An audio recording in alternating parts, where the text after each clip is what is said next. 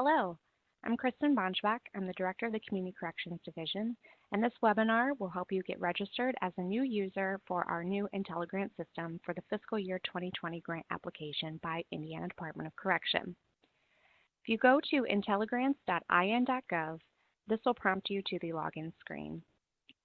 Select New User to register. I'll be using Benton County in this example and be typing in fake information just for demonstration purposes, but you'll fill out the boxes as it's defined on the screen. I'll go ahead and call myself James Benton. The organization name is going to be critical for your application and navigating through Intelligrants. We are requesting that you submit out your name of the county with the county name or regional name, and I'll explain the differences in a second, as long with your entity name. So for this example, I'll go ahead and use Benton County Community Corrections. If I was registering as a different entity, I would use Benton County Prosecutors Diversion, Benton County Jail Treatment, or if I were a court, as I've already done below, it could be Veteran County Veterans Court, and the preference would be to have CRRP at the end, actually. This will help keep your application straight. Every single organization will have their own assigned application to it, or a document as it's known in the system. The organization name under Intelligrants is just a fancy name for the entity name as it relates to IDOC's grants, which is why we're requesting that you create the names this way. So I'll go ahead and continue with Community Corrections. For the regionals, if you are Community Corrections Regional, you'll select your regional name. However, you may have multiple organizations tied to one or multiple entities with the same person or user overseeing it. In order to keep the organizations or entities and the contracts separate, what you'll want to do for, I'll take Cass Pulaski for example, as Cass Pulaski Community Corrections. However, there's two probation agencies that may be registering. Those will need to be done by county. So it'd be Cass County Probation or Pulaski County Probation. And that way we'll be able to differentiate throughout the system. I'll go ahead and give myself the title as Director. We're registering currently as the Subgrantee Administrator, or the main person who's going to be overseeing the grant process. We'll be able to walk through how to add multiple users later on. Since it's a demonstration, I'll just be putting in kind of silly information here. You'll select County from the drop-down. If you're a regional agency, you'll want to use your county with signatory authority. I'll actually leave this blank for now, so that way we can get an example of what an error might look like.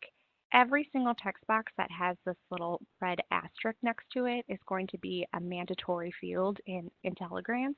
If it's not filled out, you'll receive an error, and we'll see that in a second.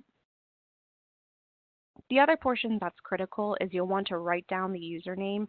You can select any username that you would like.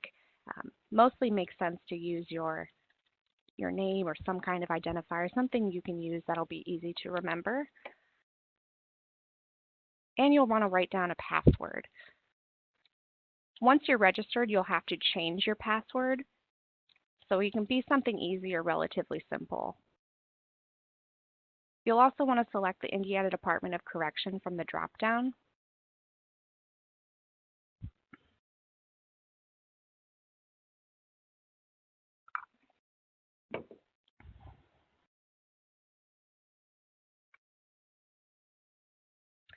This is also very important, so that way our staff can be notified that you are trying to register for our grant application.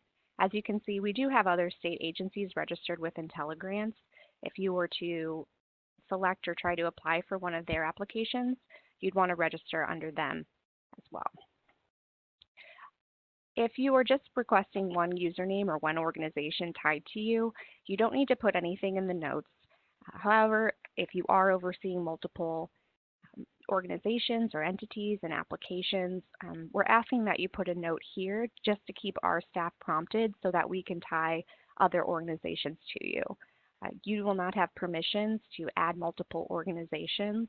That'll have to be done by IDOC staff. So a good example of this would be, please add jail treatment organization for Benton County. And this way we can get the information started for you and you'll be able to save that information later. So we'll go ahead and click Save. As I mentioned, I did this intentionally so you can see a page error. Intelligrants will always have a page error up at the top if there is one and you won't be able to save. Simply just correct where that's missing. In this case, it was a phone number. Click Save and it'll resolve. You'll have a registration complete at the top of your screen that'll notify you that your registration has been successful. This will prompt IDOC staff to go in and approve your registration.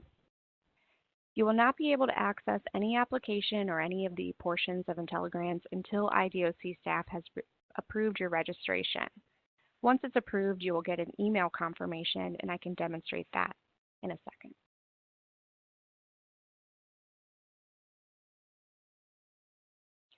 Just for reference, here's what Indiana Department of Corrections screen will look like when they go to approve you as a user. This is why it's important to have all of the information filled out, so that way we can get an idea of who we're approving and for what entity, and to let us know that we need to add another organization. For example purposes, after IDOC staff has approved your registration, you'll receive an email from Intelligrants letting you know that you have been assigned to the organization. In this case, it was Benton County Community Corrections and your security level. For this particular initial registration, it'll be for sub-grantee administrators, again for the person who'll be overseeing the contract and who would want to have multiple permissions to add other staff members and manage the account. And it would be, for Indiana Department of Corrections purposes, the primary contact. We can add other users to the organization later on in a different webinar after we've initiated the application. If you notice, the email doesn't have what the username or password was that you used when you registered. That's why it's very important to write that down prior to. I did write down my username and my password, so I will go ahead and log in.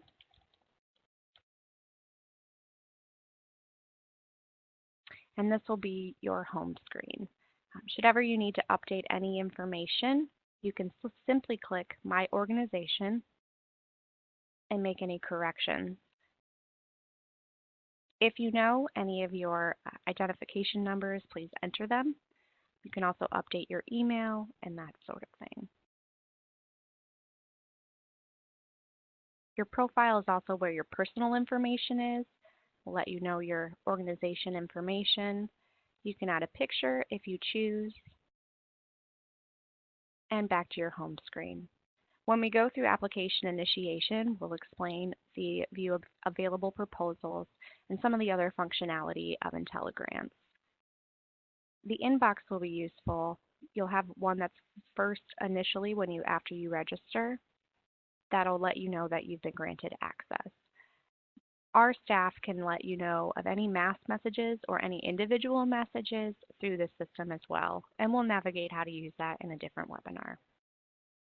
Up here is where your picture will be shown, and it'll also give you which permission that you are. The top of Intelligrants will always have some general kind of instructions for you, as well as some training materials that'll have the manuals, as well as a video for having to navigate just basic things from Intelligrants. Our webinar